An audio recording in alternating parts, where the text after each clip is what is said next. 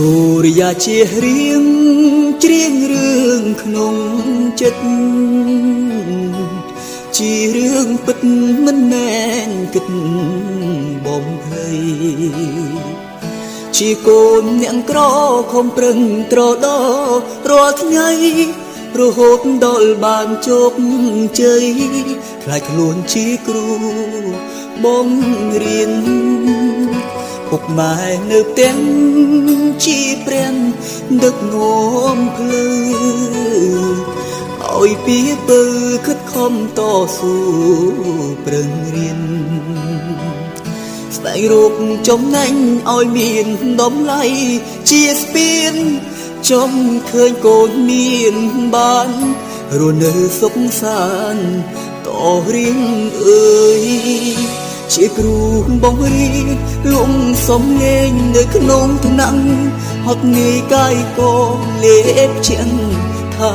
ណាត្រឹមអ្នកលំសំលេង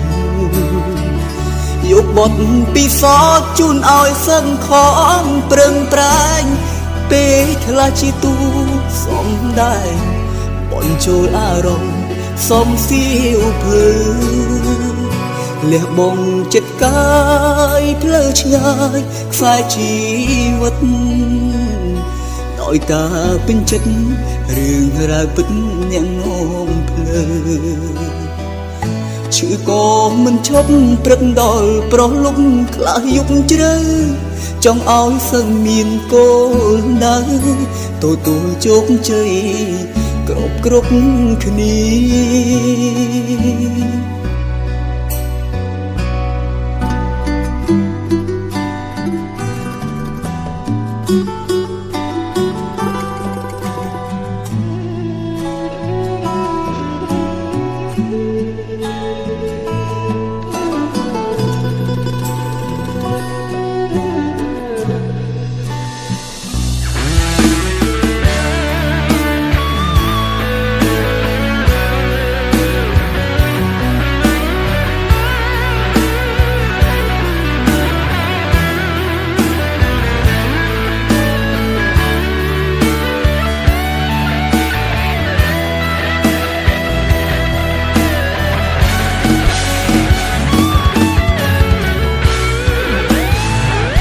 ជាគ្រូបង្រៀនលំសំលេងនៅក្នុងថ្នាក់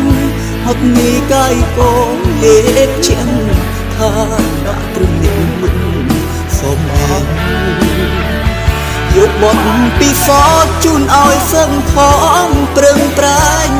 ពេលខ្លះជាទូសំដែងបញ្ចូលអារម្មណ៍សំសៀវភៅលះបង់ចិត្តកាយផ្លូវឆ្ងាយខ្សែជី